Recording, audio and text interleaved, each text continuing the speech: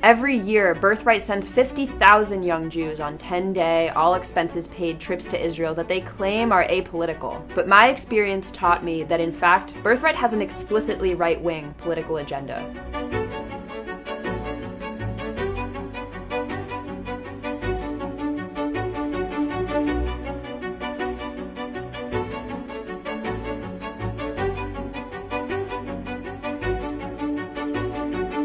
Visiting Israel in 2018 and not talking about Israel's military occupation of Palestinians is like visiting the Deep South in the 1950s and not talking about Jim Crow segregation. Birthright consistently tries to hide the occupation from its participants, instead giving a false narrative intended to get my generation to support a violent system that goes against so many of our Jewish values. I grew up with a deep commitment to social justice, and that meant asking hard questions when I saw something wasn't right. My grandparents are Holocaust survivors, and their stories have always driven me to fight for justice and stand up for the freedom and dignity of all people. This spring, I saw all the violence happening in Gaza, when the Israeli army killed more than 100 Palestinian protesters and used live ammunition to injure thousands more. I was horrified by this outburst of violence, and I went to protests on my college campus with If Not Now, a movement led by young American Jews to end our community's support for the occupation. With If Not Now, I learned how these killings were linked to the 51-year-long occupation of the Palestinian people.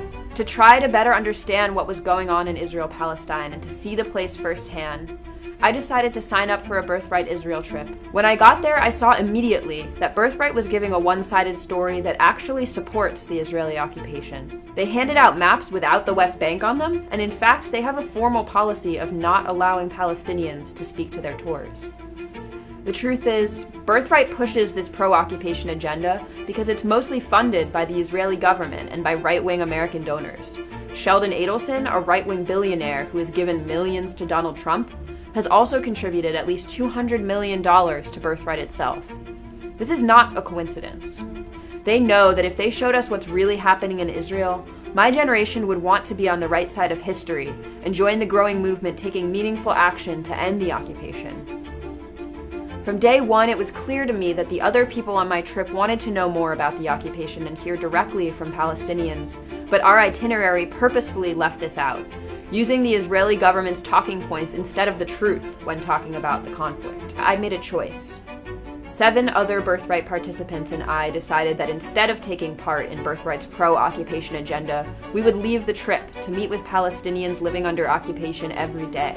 The Sumarine family, who have lived under threat of eviction in East Jerusalem for the past 25 years, longer than I've been alive, invited us into their home to tell us about their experiences. We heard from them about how settlers and the government have harassed them, and how the occupation keeps them constantly in a state of limbo, never able to plan for the future.